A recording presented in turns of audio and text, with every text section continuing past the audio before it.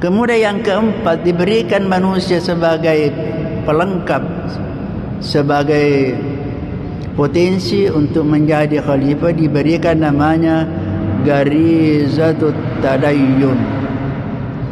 Garizat tadayyun ini yaitu kecenderungan tabiat beragama. Semua manusia yang lahir membawa gariza beragama. Ada potensi beragama yang dibawa oleh semua manusia. Meskipun kalau ada manusia yang kerjanya hanya melanggar terus, berdosa terus, itu sebenarnya ada. Dalam hati kecilnya dia akan mengatakan, sebenarnya apa yang aku laksanakan ini, lakukan ini tidak benar. Itu hati kecilnya mengatakan demikian. Semua manusia yang sehat, semua manusia yang berfungsi akalnya, semuanya mengetahui bahwa apa yang dilakukan kalau memang penjahat, dia tahu dirinya bahwa itu tidak baik. Kenapa? Karena dia sudah lahir bersama dengan potensi beragama. Kenapa? Karena kita sudah mengakui semua di hadapan Allah Subhanahu wa taala. Allah sudah mengambil janji kita. Wa idza akhadha rabbuka min bani adam min zuhurihim alastu bi rabbikum qalu bala syahidna qalu bala. Jadi Allah sudah mengambil janji kita pada alam arwah akan mempertuhankan Allah, akan menyembah Allah. Allah mengatakan, alastu bi rabbikum, bukankah aku Tuhanmu?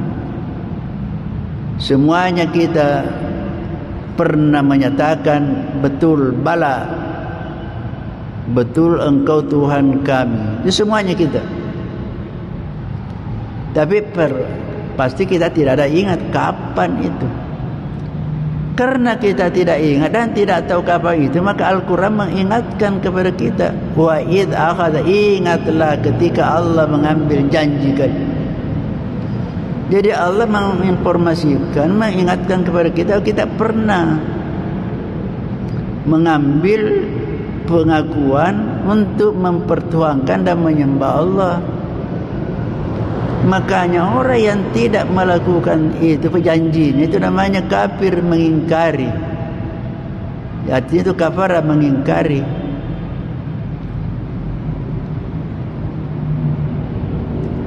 Jadi itu semua manusia membawa sejak lahir gariza beragama. Hanya biasa gariza beragama ini nanti muncul kalau seseorang ditimpa sesuatu musibah atau penderitaan. Kalau terjadi musibah, semuanya orang, terjadi tsunami, terjadi banjir, terjadi longsor, terjadi gempa bumi, baru semua orang mengingat Allah. Terkadang mungkin ada orang tidak pernah menyebut nama Allah, tapi ketika mendapatkan musibah baru sebut Allah, minta tolong semuanya kepada Allah. Kenapa bisa menyebutkan? Karena memang ada di bawah sejak lahir potensi beragama. Hanya dia terlambat menggunakan potensi itu. Jadi oleh karena itu, meskipun bagaimana seseorang, kalau biasa ada yang mengingatkan, biasa gampang sadar kalau disampaikan masalah ajaran-ajaran agama, karena memang ada potensinya. Coba kita lihat, biasanya kalau ada orang ditangkap, sudah masuk penjara, sudah pakai baju koko, pakai songkok haji, itu sadar, baru sadari itu. Kenapa? Karena dia punya potensi beragama.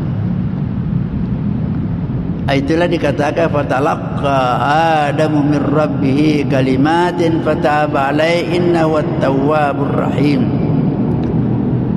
Nabi Adam menerima beberapa kalimat-kalimat dari Allah, lalu ia minta taubat kepada Allah, maka Allah menerima taubatnya. Dalam Al-Quran diabadikan oleh Allah doanya Nabi Adam bersama dengan istrinya Hawa. Qala rabbana zalamna anfusana wa illam taghfir lana wa tarhamna lanakunanna minal khasirin. Qala, keduanya Adam dan Hawa berdoa, Rabbana zalamna anfusana, wahai Tuhan kami menganiaya diri. Wa illam taghfir lana, kalau Engkau ya Allah tidak mengampuni kami, lanakunanna minal khasirin, pasti kami termasuk orang-orang yang merugi. Jadi itulah doanya Nabi Adam bersama dengan Hawa. Maka Allah menerima taubatnya. Sementara iblis, apa dia minta iblis? Lain tahu permintaannya iblis. Iblis mengatakan, andirni ila yaumi yub'atsun. Karena Engkau ya Allah sudah terlanjur memberikan melaknat saya, maka saya minta kepadamu ya Allah, berikan aku umur panjang sampai hari kiamat. Jadi iblis manusia yang paling panjang umurnya. Dia diciptakan jauh sebelum Adam, dan dia akan diberikan umur karena diterima permintaannya oleh Allah. Anzirni ila yaumi yub'atsun. Maka Allah mengatakan, innaka minal munzirin. Iya, kami memberikan umur panjang kepada kamu, tetapi adalah permintaannya,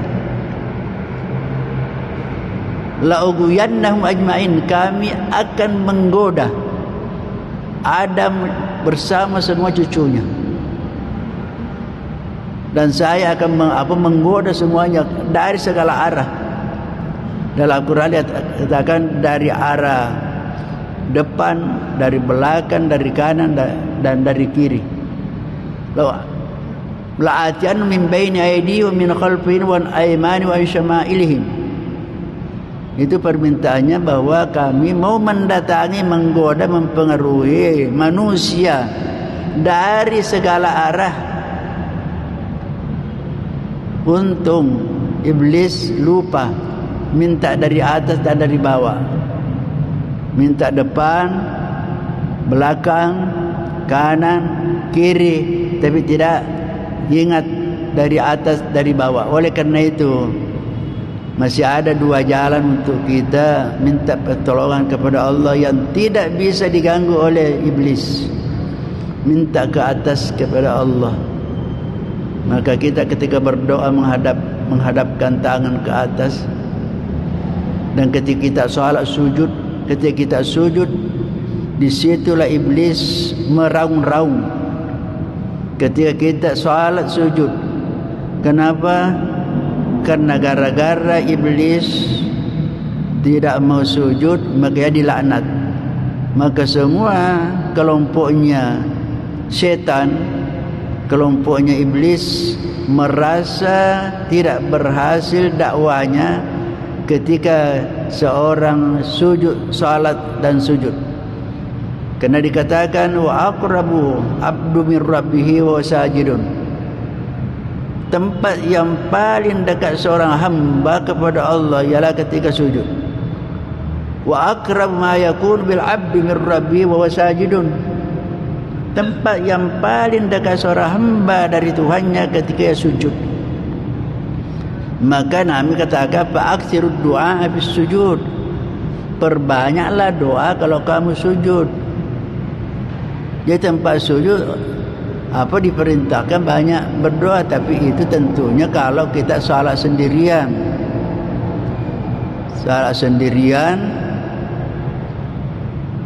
dan itu tentunya juga imam tidak boleh berpanjang-panjang di situ. Kenapa? Karena banyak orang lain di belakangnya. Jadi kalau sendirian silakan perpanjang. Minta apa yang diminta kepada Allah. Wa aktsiru ad-du'a fi sujud.